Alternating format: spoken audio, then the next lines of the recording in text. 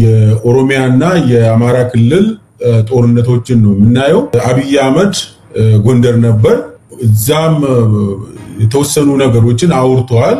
ፋኖም በአማራ ክልል ከቅርብ ጊዜ ወዲህ በጣም በሚገርም እንቅስቃሴ የአብይ ሰራዊትን የመበተን የተለያዩ ክፍለ ጦሮችን በትኖ አሳይተዋል። አብይ ራሱም ከባህር ዳር ጎንደር የሄድኩት ታጅቤ ነው በቃ አልቻልኩም ብሎ በአፉም ተናግሯል።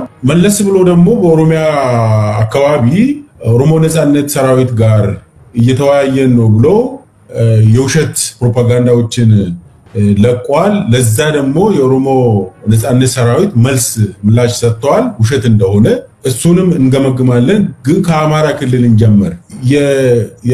የአማራ ክልሉን ጦርነት ብዙ እናውቀዋለን። እስቲ የአብይ ንግግርን መጀመሪያ እናዳምጥ። ጎንደር ጎርጎራ ለመሄድ ጎንደሬዎች በወታደር ተጠብቀው እንዴት ልማት ሊሰራ ይችላል? ባዕድ ሳይሆን ባላገሮች ባለቤቶች ከአንድ ሰፈር ተንቀሳቅሰው የሀገራቸውን ልማት ማየት ማገዝ እንዲችሉ ሰላም ያስፈልጋል። እዚህ አካባቢ የወጡ ወንድሞቻችን ጊዜ ባያባክኑ፣ ጊዜ ማባከን አያስፈልግም። ተመልሶ በትብብር በአንድነት ሀገር ማልማት መስራት ያስፈልጋል። ዛሬ ጎንደርን፣ ባህር ዳርን ወይም አማራ ክልልን ከአማሮች በስተቀር ማንም አያዝበትም። እኛ እንደው ሲፈቀድልን እንደ ድል ወስደን ከማገዝ ባሻገር በዕለት ተዕለት ጉዳይና ስራዎች ውስጥ እጃችን አናስገባም። ይህ ድል ኢትዮጵያ ውስጥ አልነበረም። አሁን ከምናበላሽ በትብብር መንፈስ ብንሰራ ነጋችን የልጆቻችን ነገ ያማረ ስለሚሆን በትብብር መንፈስ ዳግም ጎንደር፣ ባህር ዳር፣ አማራ፣ ኢትዮጵያ እንዲወለዱ በጋራ እንድንቆም አደራ አላችሁ ፈልጋለሁ። ነው ወለተ እኮ ነው ያለው። አማራን እያስተዳደረ አይደለም። አማራ ክልልን ብዙ የፋኖ ልጆች አሉ፣ አብዛኛውን የሚያስተዳድሩት ትክክል ነው። የአማራ ልጆች ናቸው። እሱን ለማለት ከፈለገ እነሱ ናቸው የሚያስተዳድሩት፣ እሱ እያስተዳደረ አይደለም። ምክንያቱም ከጎንደር ጎርጎራ መሄድ የሚችለው ታጅቦ ከላይም በአውሮፕላንም በድሮንም በምን ካልታጀበ አይሄድም። ለምን እያስተዳደርኩት አይደለም ነው አይደለም። አንድ የኢትዮጵያው የብልጽግና ፓርቲ ሊቀመንበር ወይም ፕሬዚደንት ሳያውቁት እውነት ሲናገሩ ይታወቃሉ ብዙ ጊዜ እና ሳያውቁት ያፈተልካል ከአፋቸው። አማርኛ ቋንቋን አጠናቀው ይችላሉ መናገር፣ ከዛ ውጭ ብዙ ቋንቋ አይችሉም። ኦሮምኛ ሲናገሩም ሰምቻለሁ፣ አፋን ኦሮሞ ሲናገሩ ሰምቻለሁ፣ እንግሊዝኛም ሲናገሩ ሰምቻለሁ። ይቸግራቸዋል። አማርኛ ግን ጠቅቀው ነው የሚናገሩት። ሂሳብም ብዙ ይቸግራቸዋል። ፐርሰንትና እጥፍ ምናምን የሚባለው ነገር ብዙም ልዩነት የለውም ለሳቸው። ሰላም ያስፈልጋል፣ ትብብር አንድነት ያስፈልጋልና ጊዜ አታባክኑ ብለው በተናገሩበት አንደበታቸው ነገያችንን ብናሳምር ይሻላል ባሉት አማራን የሚያስተዳድረው አማራ ነው። ስለዚህ የፋኖዎች እና የአማራ ክልል በድፍን እሱ ስልጣን ላይ ከወጣበት ጊዜ ጀምሮ ሲጠይቁት የነበረውን አልሰማም ማለት ነው።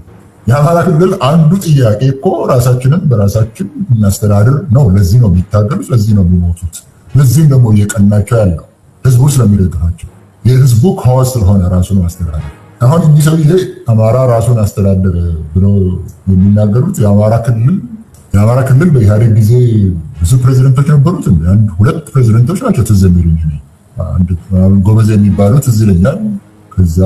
ከዛ በኋላ ደግሞ አቶ ገዱ ለረጅም ጊዜ ነበሩ እና ቆይተውበት ተስማምተው ድምፃቸው ሳይሰማ በአማራ ክልል ብዙ ስራ ሲሰሩ እንደነበረ በመሰረተ ልማት በኩል ሲሰሩ እንደነበረ የታወቀ ነው። አማራ ክልል እኚህ ሰውዬ ከመጡበት ጊዜ ጀምሮ ለሳቸው የሚያጎበድድ ሰው እስኪያገኙ ድረስ 6 ጊዜ ነው የለወጡት። 6 ይሆናል። አንዱን ገለው ሌላውን አጋለው መሪ ሊሆኑ ይችላሉ። በአማራ ክልል የሚባሉትን አማራ ክልል የሚፈልጋቸው እኔ ባልስማማ ከሰዎቹ ንግግር ጋር አማራ ክልል ሰው ግን የሚፈልጋቸው የተገደሉ እና የተገዳደሉ ስንትና ስንት ሆነው እያሉ ዛሬ በአይናችን የምናየው የአማራ ክልልን የሚያስተዳድሩት ቅድም እንደ ቀልድ ያልኩት ነገር አለ። ነገር ግን እውነቱን ለመናገር ከሆነ የአማራ ክልልን የሚያስተዳድረው በማስተዳደር ደረጃ ነው ማለት ቢሮ ውስጥ የመቀመጥን ጉዳይ አይደለም። ቢሮ ውስጥ የሚቀመጡት የአብይ አማሮች ናቸው። እሱ አሉ እነሱ። ነገር ግን የሚያስተዳድሩት ጀነራሎች ናቸው። ህዝብን የሚያነጋግሩ፣ ህዝብን የሚያወያዩ ቅድም ነገር ያለው ስማቸውን እንኳን የማናውቃቸው የነበሩ አሁን ግን ስማቸውን ጀነራሎቹን እነግርሃለሁ። የምስራቅ እዝ አዛዥ ጎጃምን የሚያስተዳድረው ምስራቅ እዝ የሆነው ምስራቅ እዝ ላይ መቀመጥን ትቶ ጎጃም ውስጥ ተከተመ። ስንት ዓመቱ ነው? መሐመድ ተሰማ በሚባል ሉተናንት ጀነራል ነው የሚመራው ጎጃም ውስጥ።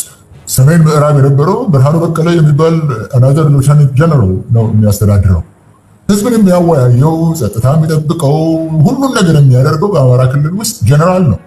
አሁን ያነሱት ደግሞ አለ ሌላ ወደ ምዕራብ በኩል ወደ ከጎጃም ምዕራብ ውስጥ እና ወደ ወለጋም ያለውን ሲያስተዳድር የነበረ አንድ ሉተናንት ጀነራል አለ መሰለ ምህረት የሚባል። ሌላው አሰፋ ቸኮል የሚባለው ነው በምስራቅ በኩል ያለው። በሸዋ በኩል ያለውን ሌላ ሉተናንት ጀነራል የስፔሻል ፎርስስ አዛዥ የሆነው ሹማ ሰው የሚያስተዳድሩት ይሄ እጅግ የሚጎመዝዝ ነገር ነው የሚናገሩት። የሚያስተዳድሩት የምናውቀው እነዚህ ናቸው። ሌተና ጀነራል መሐመድ ተሰማ ሲሰሙህ እኮ ደስ አይላቸውም። ክቡር ጠቅላይ ሚኒስትር እንደዚህ ብለህ ስትናገር በየቀኑ ሲሞቱ የሚውሉት ሲታገሉ የሚውሉት ዋና አስተዳዳሪዎቹ ወታደሮቹ እኮ በጎ አድርገው አይቀበሉትም አንተ አሁን የምትለው ነገር። ስለዚህ እየታዘዙለት እያስተዳደሩ ስንትና ስንት መስዋዕትነት እየከፈሉ እያስተዳደሩ ያሉትን የላችሁም ብሎ የአማራን ህዝብ ሊያሞኝም እንደሆነ አላውቅም። እኛ ሲፈቀድልን እንደ እድል ተጠቅመን ለማገዝ እንገባለን የሚል ነው ያለው። ይሄው እነዚህ ጥሩ ቃላቶች ናቸው። አማርኛ ቋንቋ መናገር ይችላል ብያለሁ። ቃላቶቹን አንድ ላይ ማምጣት ይችልበታል። ቃላቶች ናቸው። በተግባር ላይ ያለውን የአማራ ህዝብም ያውቀዋል፣ እኛም እናውቀዋለን። ጀነራሎቹም ያውቁታል፣ አስተዳዳሪዎቹም ያውቁታል። 6 ጊዜ አሁን የአማራ ክልል ፕሬዝዳንት አይደለም እንዴ ምክትል ጠቅላይ ሚኒስትር ሆኖ ከሱ ጋር ያለው ያኔ ሲያስተዳድር የነበረ ከተገደሉት በኋላ ከሱ የቀጠለው ደግሞ አሁን በትግራይ ህዝብ ላይ ይሄንን ህዝብ ከአማራ ከኦሮሞ ከማን ጋር ተዋርደን እንዋጋለን፣ እንፋረዳለን። ያልተጠቀመው ቃል የለውም። እዛ አማራ ክልል ፕሬዝዳንት በነበረ ጊዜ አማራን ከትግራይ ጋር እንዲያጣላ ያደረገው በዚህም ደግሞ ሽልማት የተሰጠውና የፌዴሬሽን ምክር ቤት አፈጉባኤ የሆነው አብሮ ሄዶት። ለዚህ እኮ ነው አሳፋሪ። እሱ ብቻ የሚናገር ሳይሆን አሳፋሪ ሰዎች የአሳፋሪዎች ስብስብ በሆኑ ለእኔ ለክልሉ እንደሚሰማው ሰው 400 ዓመት ታሪክን የቀየረ ሰው ምን አድርጎ ነው የቀየረው? 400 ዓመት እንግዲህ ያቺ የፋሲል ግንብ ኖረ ተቀባችና በ400 ዓመት ለአማራ ህዝብ ተቀየረ ነው የሚለው። ይሄ እዛው አማራ ክልል የነበረ ሰው ነው።